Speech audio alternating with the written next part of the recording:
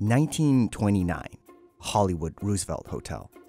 This is the site of the first ever Academy Awards, or as it's more commonly referred to, the Oscars. Known for its glitz and glam, the Oscars also represent the best of the best in the film industry, which makes it even more tragic to watch it die.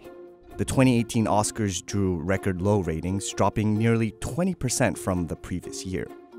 And even if we disregard the inevitable snubs and drama surrounding the host every year, it's evident that the Oscars have a problem. They're rigged.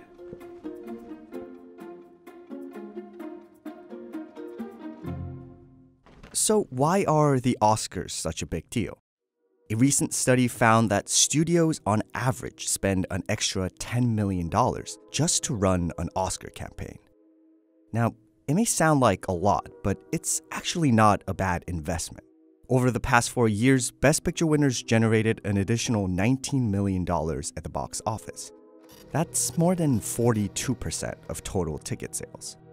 The King's Speech, for example, was initially projected to gross just $30 million, but after its subsequent nomination and victory, it went on to make more than $400 million in the box office. Today, the Oscars aren't just an award ceremony. They're also a marketing event. But it wasn't always like this. The Deer Hunter, a Best Picture from 1978, was the first film ever to use the Oscars as a marketing strategy.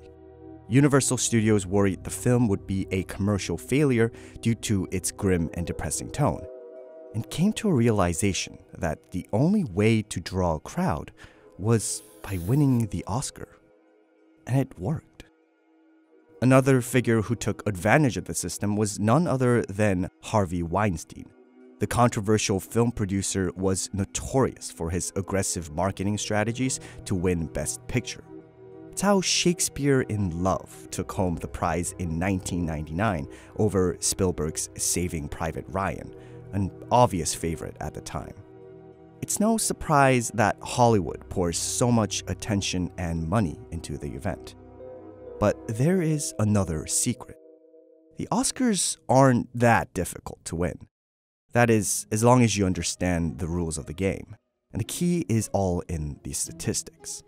For instance, you want to make longer films, ideally over 2 hours. This graph charts the runtime of all Best Picture winners since 1929. There are no distinct patterns, but in terms of probability, longer films have a better chance of winning. Only 3 out of 90 winners had a runtime below 100 minutes, while 28 ran below 2 hours. And 76% of all winners since 1960 have been more than 2 hours long. So why do the Oscars love longer films? The answer is simple, because longer films tend to feel more important. And if there's one thing we can agree on, the Oscars love important movies, almost to a fault. These are not important movies in the context of cinematic achievements, but rather the buzz that surrounds a film. It's the same reason why film marketers work hard to create that Oscar buzz, like the extent to which actors went to prepare for a role or the difficulties behind the scenes. There's no reason why runtime should have an effect on whether a film wins the Best Picture or not, yet it clearly does. This obsession with important films is the same reason why dramas are the king of the awards season. A whopping 93% of Best Picture winners are dramas, while only 2% are action and fantasy. This pattern extends beyond the Best Picture category. A study found that actors were 9 times more likely to receive a nomination for their work in a drama. Over its 90 years of history, science fiction and horror movies have never won Best Picture. It's why monumental works of cinema like Stanley Kubrick's 2001: A Space Odyssey or Alfred Hitchcock's Psycho were never even nominated. And this is where we start to see the problem. There is a formula to winning the Oscars. And it's a formula that should not exist in the first place, especially in a ceremony dedicated to rewarding good art. The concept of picking the best film to come out in any given year is ludicrous, considering how subjective movies are. The Oscars are well aware of this, and instead they choose a different approach, rewarding the most important over the best. It's an admirable effort, but it has its limits. It ignores subjectivity entirely and promotes a criteria that makes a film important. You might have heard this criteria referred to as Oscar bait. An Oscar bait film attempts to appeal to this specific formula in order to win, providing a safer investment for the studios. These films are often adapted from a famous source material. Based on a true story, even better. They include period dramas with lavish costumes and historical biographies of important figures, bonus points for characters with a disability. Since 1980, 89% of the Best Picture winners fit into at least one of these 5 categories.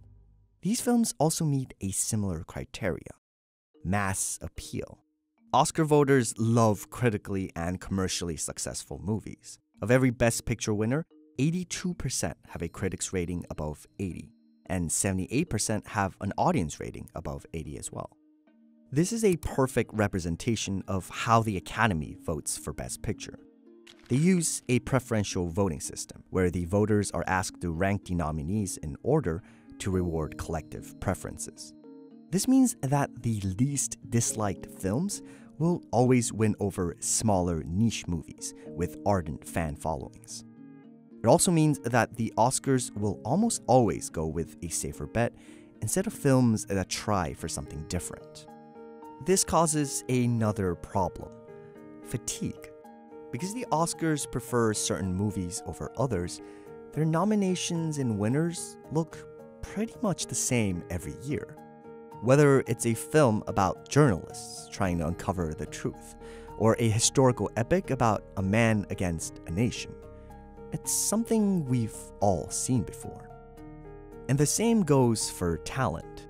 Since 1970, about 71% of Best Picture winners had a director or a cast member who was previously nominated for an Oscar, a trend that carries until today. Sure, it feels great to watch DiCaprio win an Oscar he well deserves, but seeing the same people over and over and over again every year signifies that other creative, independent voices are not being heard. The Oscars are dominated by enormous studios. 52% of Best Picture winners are from the 6 major Hollywood film studios. But that number rises to 81% if you include many major film studios like MGM. The Oscars are dying, and they have no one to blame but themselves. What started out as a celebration of great achievements in filmmaking has turned into nothing but a business strategy for studios who compete for profit. And the ones who suffer the most from it are none other than you, the viewers, who no longer gain the insight or the entertainment that was promised. And all the drama, the issues, and the snubs will continue on until the Oscars realize what their event is really all about: movies.